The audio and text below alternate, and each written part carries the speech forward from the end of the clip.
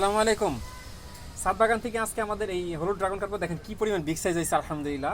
এটা আমরা আজকে কাটবো। বিসমিল্লাহ বিসমিল্লাহ। এটা প্রচুর পেকে গেছে এবং এটা কিন্তু দেখেন, ওফ মাশাআল্লাহ, দেখেন কি পরিমাণ বিগ সাইজ হয়েছে। আর একটা আমাদের ড্রাগন আছে এই পাশে, আমরা এটাও আজকে কাটবো। বিসমিল্লাহ বিসমিল্লাহ।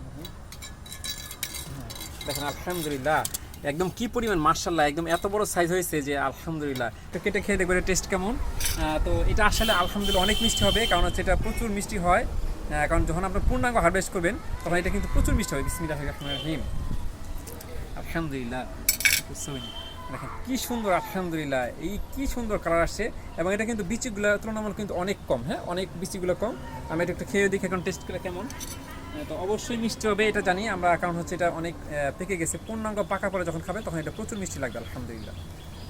আমরা একটু খেয়ে দেখি। বিসমিল্লাহির রহমানির রহিম। বিসমিল্লাহ। অসাধারণ মিষ্টি। লাল ড্রাগনের সাথে মনে হচ্ছে মিষ্টি মিষ্টি বেশি সাদাটা।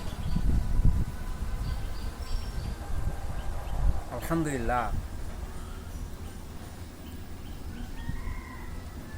পূর্ণাঙ্গ পাকার পর সাদা ড্রাগন খেতে হবে, হলুদ ড্রাগন খেতে হবে, তাহলে অবশ্যই মিষ্টি লাগবে। ধন্যবাদ সবাইকে। আসসালামু আলাইকুম।